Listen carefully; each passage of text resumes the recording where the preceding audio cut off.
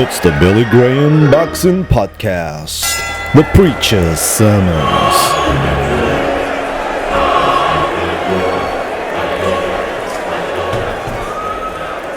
Right, welcome to the latest episode of Billy Graham's Boxing Podcast. A little bit different this time, there's no video because we're trying to protect the vulnerable one of us.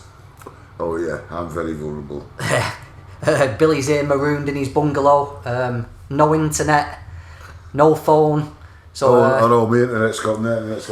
It's been gone down for absolutely ages, so I'm pissed off. BT have been getting the brunt of Billy's anger, but he has managed to see some of the fight, so we can bring you a little episode. And for the foreseeable future, until we can get back up and running, this is how we'll do it. I'm fuming about nobody showing the Lomachenko fight. All I've seen was a few rounds of a load of blurred shit. So you've not even seen Lomachenko Lopez yet? No, I watched the first 7 rounds. Well, I had no Wi-Fi with this call and all that. I was the day after I tried to watch it on some whatever it was, and it was all blurred.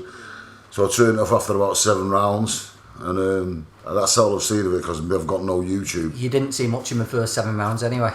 Well, no, Lomachenko didn't do anything. I've heard that he's had to have surgery. Is that right? Yeah, on his shoulder. Well, he shouldn't have got in there with the injury. Yeah. Simple as that. And I tell fighters all the time, shouldn't go in with injuries. Yeah. Because no one's going to listen to your excuses or reasons after it. They might know some other sport, but they certainly don't in boxing. Yeah. They just think you're fucking making it up. Yeah. Look, so you're better off just not. If you're injured, pull out the fight. Something I never thought, Billy. I never thought anyone would get a win over Lomachenko without having to really pull out all the stops. And I thought Lopez didn't have to pull out all the stops to do it. I think he just did it by holding his poise, just being himself, using that little size advantage and just holding himself together. And Lomachenko looked a little bit flummoxed by the size and the power, I think. He just kept it simple. From what I could see, but it was blurred and that, and like I said, I didn't see it all. I think he was a little bit cautious of Lopez's power, but Lopez just kept it really simple, which is, generally the best thing to do if somebody's got a really complicated style.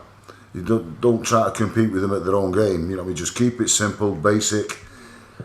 Big strong guy, and he's got Lomachenko's got unbelievable anticipation and that, but so is Lopez. Yeah.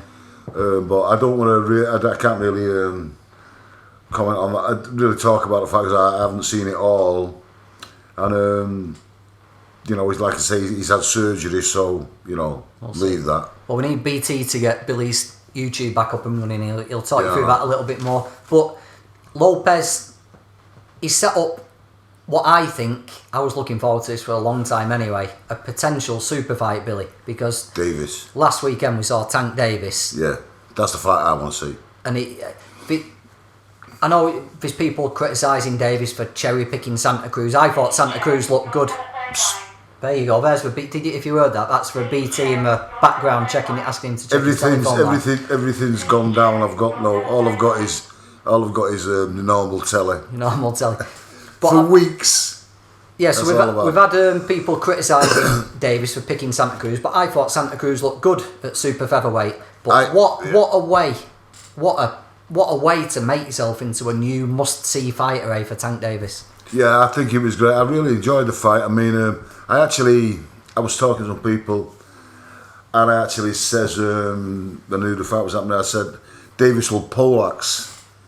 He'll poleaxe Santa Cruz, and indeed he did. But watching the fight, I think Santa Cruz gave him a real fight. I think he was very competitive. I really enjoyed the fight, but he cleaned him out in the end. But Santa Cruz managed to make him feel a bit uncomfortable at times and that. And like you say, it's just whet my appetite for the Lopez fight. That's the fight that I want to see. The thing I like Lomachenko can wait now. I'll let him fight the winner. Yeah, let him go back down.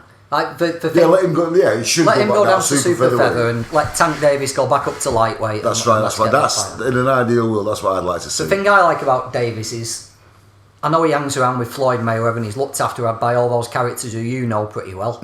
But for one thing that's not going to happen, Tank Davis is never going to become Money Mayweather in the ring, is he? Outside, he might become a bit of a pain in the arse, I assume, and get carried away by that. But in the ring, he's never going to take on that style, is he? No. He's always going to be a hunter. Yeah, that's right. And he's must see. He's really explosive and that. You know what I mean? Like, I think only one person has got business with him, hasn't there? Yeah. Yeah. The fight, what really want to see, especially after seeing it the other night, I want to see him fight Lopez.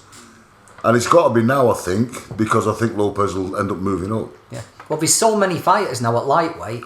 You've got... Yeah, it's a great division. Davis, Garcia, Haney, Campbell, Lopez. It's going to get to the point where they've got no option but to fight each other. You know, it's that deep. We're almost getting to a top 10 where they're all good names. Yeah. It's not as if they can pluck somebody out of a top 15. No, it's a great... They're going to be left with no option but to get these fights on. It's a great division, yeah.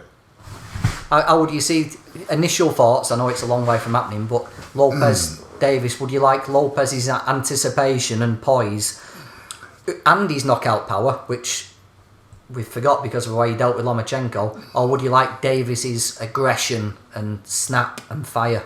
I think just at the minute, I'd have to really study it and watch the build up and all that lot. I think if I had to bet now today, just gamble the money today and lay a bet on it, I think I'd bet on Lopez. Yeah. I think I would slightly lean towards Lopez at the minute, but I might change my mind.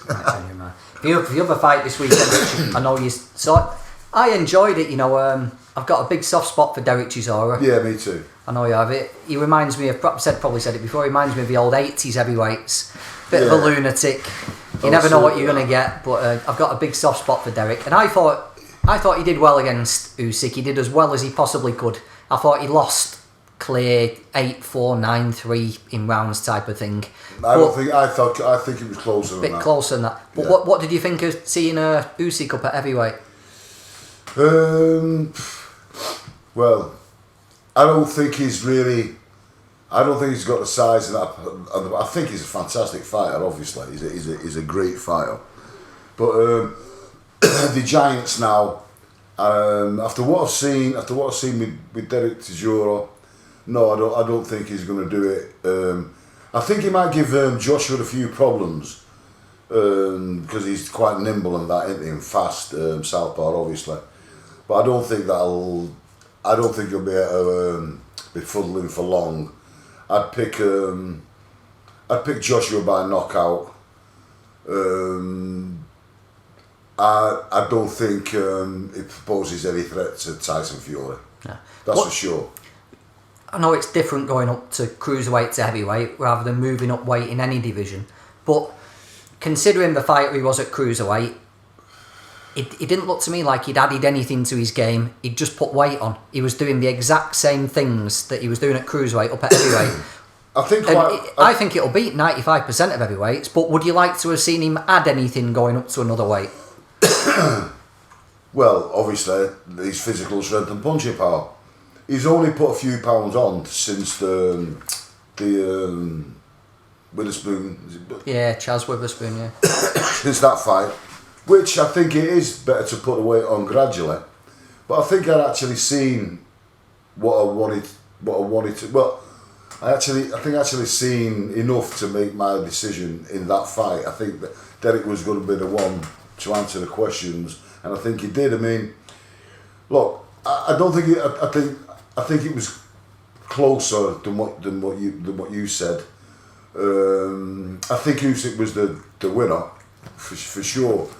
But what jumps out in your mind is like he had to move too much. He had to move, try to move all the time and that. Couldn't set yourself for power punches. Got a few power punches in maybe about the 7th, 8th round or something like that. I thought he was going to try and step on the gas then. But look, it's no good if you've got to move around all night for 12 rounds with somebody putting it on you. You've got to have the firepower to pull him up short as he's moving in. You know, you got to hurt him. You got to shake him up.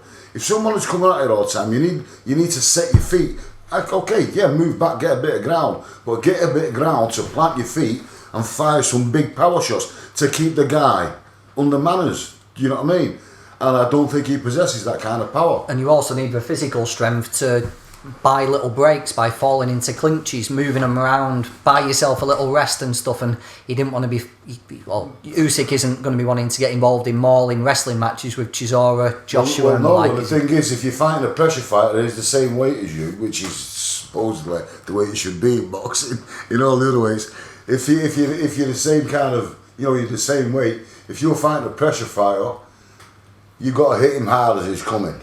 You're not going to be able to run away all night. If he's a good pressure fighter, he's going to get to you. He's going to cut the ring off and he's going to get to you, without a doubt. If he's a good pressure fighter. Yeah. Now, if you like to fight pressure fighters like some people do, yeah, move around a little bit, get in position with them, plant your feet and hit them hard. You can't just have somebody steamroll, coming at you all the time, constantly, and just try to be elusive, because they'll run over you in the end. It sounds a bit like people who are... I'm one of them, actually, who think that Usyk's movement and that ability to move on his feet and flummox these guys might actually be his downfall, because he's going to have to keep that up for 36 minutes under constant pressure. That's right. So what actually we think is his strength might actually end up being his downfall. That's absolutely right. That's basically, I think basically that's what I've just said. You know what I mean? If you find a pressure fighter, a good pressure fighter, you got, like I say, you got to hit him hard as he's coming, pull him up short, then nullify his work, just tie him up, move away, and get again.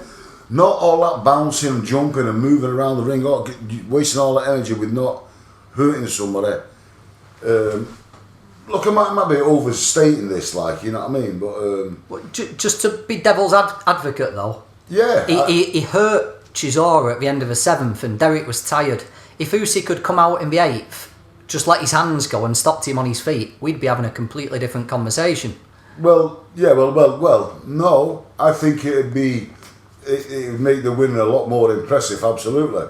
But I think I'd seen enough in them early rounds, all that moving, the way he had to move. I mean, Derek nearly ran over him in the first couple of rounds, and to be honest with you, Derek didn't have his feet right. He was kind of swinging in the first couple of rounds. If the pressure would have been a little bit more controlled in the first couple of rounds, I think he'd have had him in even more. I've seen Dillian White, who we're going to come to in a minute. He criticised Chisora's corner team. He says it just seemed like they've got him fit and focused on knocking him out, and the advice was bad in the corner. They should have been telling Derek to work the body early, use his jab more. What do you think of that? Do you think Derek was just completely fixated on getting close and landing shots rather than working to a steadily building plan? Yeah, I do think. I don't know what the corner was saying. I couldn't really hear him. I couldn't really make out what they were saying, so I can't comment on what the corner was saying.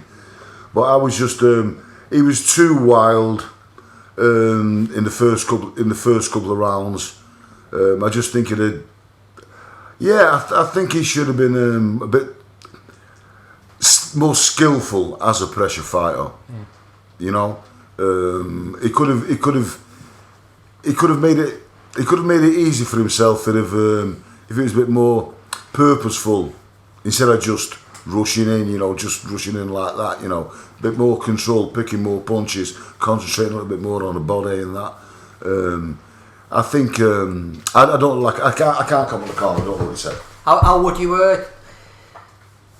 How do you think the other guys in the division? I don't think Fury will lose any sleep. I don't think a 6'9" guy is going to be outboxed by another boxer who's giving away 4 or 5 stone. He's a great boxer as well. But Joshua is a different challenge, isn't he? Joshua isn't Tyson Fury. How do you think Josh would approach that fight? Would he just bide his time, be patient, knowing that it would only take a couple of clean shots to get him out? Do you think he would become the Joshua of old and be all out aggression and try and put it on Usyk early? How do you think Joshua would go about that? I think he needs to put him, but like more controlled aggression. And let's face it, Joshua's quite a bit taller than Derek. Yeah. So that makes a big difference, and he's taller than Usyk. So that makes it totally different. I don't think Joshua would have that much problem. I think he'd have a few problems early on with like how quick he is and nimble he is, and obviously the southpaw shifting around and that. But I don't think. I think Joshua should be able to deal with him after a few uncomfortable moments in the first few rounds. Here's a question then: before you watched Usyk, Fiore, I think Fiore would. I don't think Fiore's got to worry about Usyk at all. Before you saw Usyk fight Chisora, would your opinion have been different on a Joshua Usyk fight? I've got to be honest with you. What I've seen the other night is what I expected to see. What you expect? There's no surprises. I expected it. Yeah. Yeah.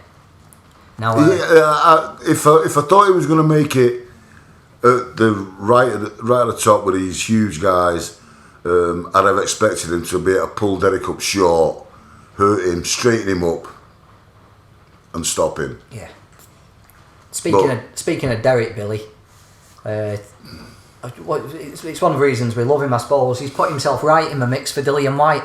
Yeah, I've only just a few minutes ago found that out that Povetkin's pulled out with coronavirus, and they've fought twice before. Would you want to see a third fight, White and Chisora? Not particularly, but I don't know what. No, it's not something I would have been craving for. You know what I mean? But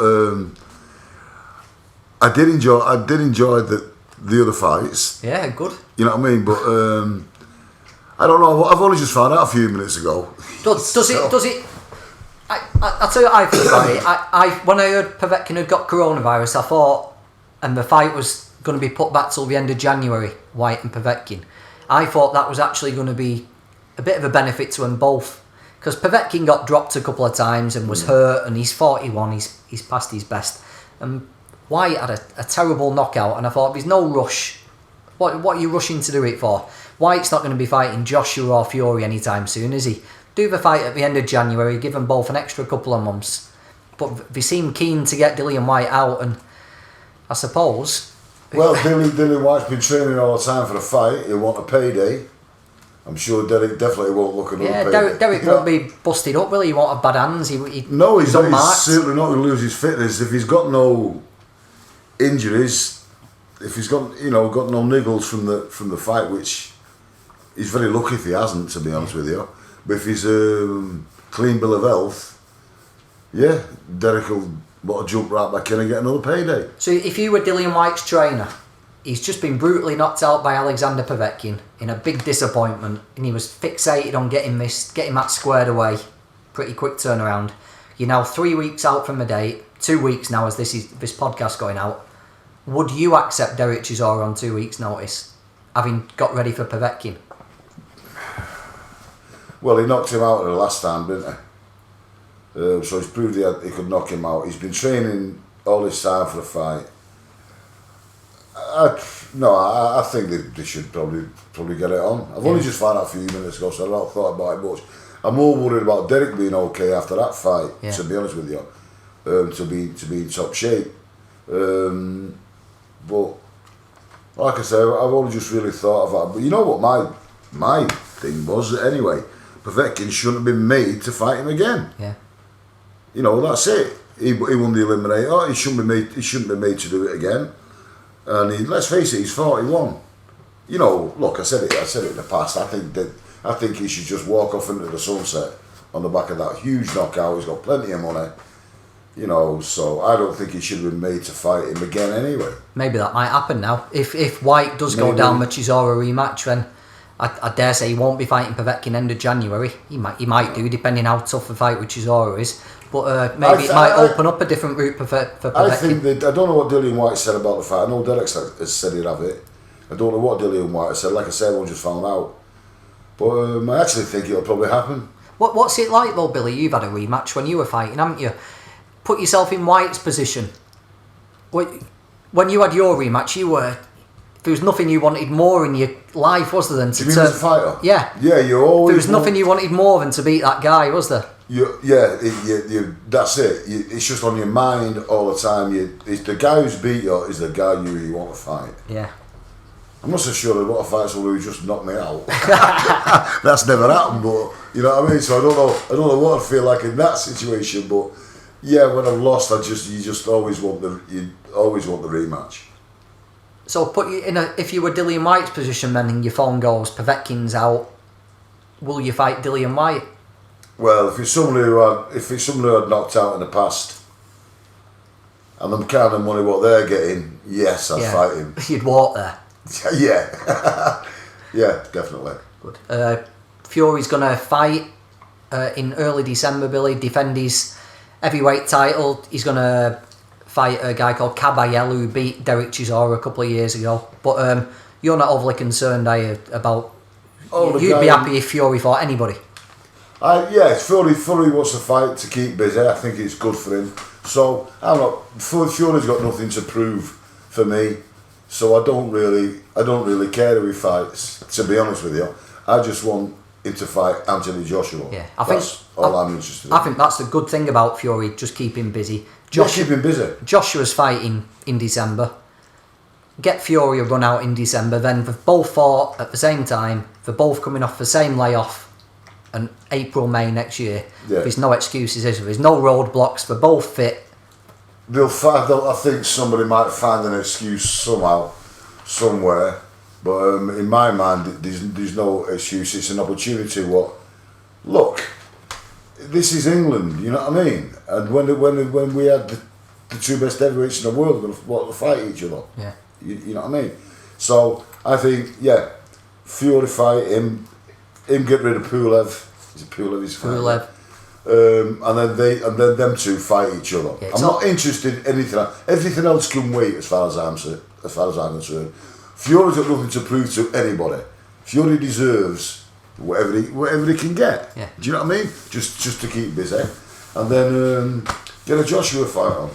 What do you think about Deontay Wilder's recent rants? Oh, I've only just found out about that one as well. I mean, look, he was mentally destroyed of Tyson Fury, but he should have got over it by now, because you can get over things like that. You know what I mean? We all go crazy sometimes, and certainly I have. You know what I mean? But you can get over that, and he should have got over it by now. The excuses was bad enough in the first place. It was ridiculous. But now, I think it's disgusting the things he's saying about Breland. When Breland was the one who did the noble thing and pulled him out. Saved him. And now saved him for another day. And now he's accusing a fucker of spiking his wall. What's that? I mean, he's lucky he don't get sued, to be honest with you. Yeah, that might come back. Do you know what I mean? I mean, that is an insult. The one guy who didn't care about all the other stuff, all of the glory, razzmatazz, all the shit what comes with it. He was the one who was caring about his fighter at that time in the ring, and he's the one who saved him, pulled him out, because he was getting murdered. Do you know what I mean? And he's the one who's taking all the stick. Yeah. And to say that he's tampered with his war, I just find that outrageous. Yeah, I know when Wilder, Fury, and Joshua were all at the top of the division, there was a feeling that Wilder might. He's got that incredible power, hasn't he? And I think he's a bit underrated. But there was a feeling that he might come out at the bottom of the three, purely based on his ability, really. But maybe, Billy, the key thing that'll separate Wilder from Joshua and Fury is that mental strength.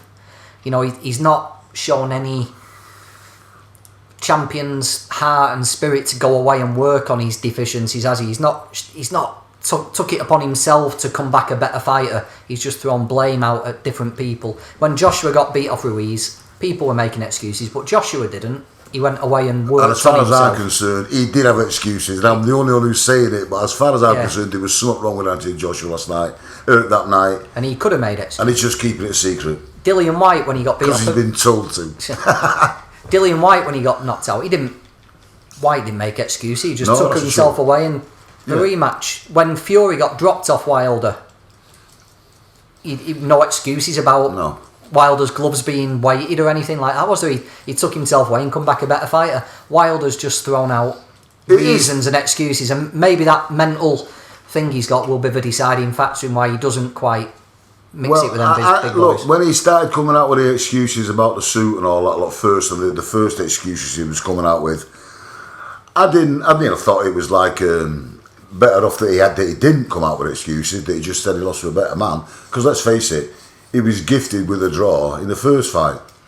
He's still a dangerous bastard, by the way. You know what I mean? Yeah. But so it was to be expected when he felt down and obviously made a couple of excuses. But I thought that had lasted a couple of weeks, 2-3 weeks or something like that, until he pulled himself together and got over it. You know what I mean? And but it's just gone worse, and it's kind of gone poisonous now. And it won't do him any good, to be honest with you. It won't do him any good. Well, as a trainer then, I know Breland's not his main trainer, it's a guy called Jay Diaz, but if Wilder, having said what he said about Mark Breland, if you can hear a noise in the background, that's Billy's dog Truffles suckling his paw, her paw, sorry. What she's doing. But if you were a trainer... She's cleaning her feet, she's been out in all the mud. I'll do this. So if you were a trainer and Wilder came to you after what he said about a guy like Breland, money talks, I suppose, but that's got to put doubts in your mind about the type of guy you're working with, hasn't it? I've not really thought about that one, to be honest with you, but I just know that if I was Breland, I wouldn't go anywhere near him again. Yeah. No matter what he said to me, I just want him to fuck right off. Yeah. Understandable. Now, I know, Billy, you were a friend of Jane Couch, and you were one of the people that... she's good, mate, I like Jane, I love Jane Couch a bit. And you spoke up for her, didn't you, when she was going through her struggles trying to get her licence and fight? And that's it, because I didn't know her at the time, but when she was applying for the professional licence, I got a phone call off the press and that, you know, and there was a lot of people saying she shouldn't get one and all against women's boxing. I didn't particularly like the idea of women professional boxing, but when they phoned me, I definitely said no, you should give her a licence just because of equal rights, to be honest with you. You know, and I've watched the women boxing get some... Well, I was going to say, the number of phone calls I've had off you recently, women's boxing, it's got you, hasn't it? You've become a big fan. It has, yeah. It wasn't a quick thing, to be honest with you. You know, I didn't take as much notice as maybe as I should have. But well, the last two shows, definitely the first show. It was the first. What was the first? The one, not the last one. What was that one before that? What was the show before that? Who the fuck was it? What, on Sky? Yeah, who was it? When Ellie Scotney was on it. Yeah. Joe Laws. Ryland Charlton. But I really enjoyed that show, by the way. I don't like seeing anybody losing their unbeaten records, or, you know, I feel for any fighter who loses, but sometimes it's a refreshing change. It was good, wasn't it? You know, I love. We had Joe Laws. We had Lewis. It slipped my mind. It was Lewis Rickson headlined against Vasquez. That's right. Yeah. I mean, the guy who stopped Joe Laws. You know what I mean? Yeah, Ryland Charlton, good fighter, wasn't he? And the guy from Salford, I was very impressed with the job what he did. But and you know, it was a great bill. But I've got to be honest with you, Ellie Scotney stole the show for me. Yeah. Do you know what I mean? She really did. You know, without a shadow of a doubt, she's the one who stuck in my mind. I thought, wow, you know. She fights like a man. You know what I mean? And then I watched the show the other night and and I'd never heard of Ellie Scotney, by the way. I didn't know she was a good amateur or anything. I didn't know anything about her at all. And I didn't know anything about this other girl, the Somalian. I didn't know she's been on the front page of Vogue and all sort of things I've heard. Yeah, well looked after. Ramla Ali. Right, that's right. I've seen her and I was massively impressed by her. I think they're both the same weight, and that fight, that's going to be a great fight for the future.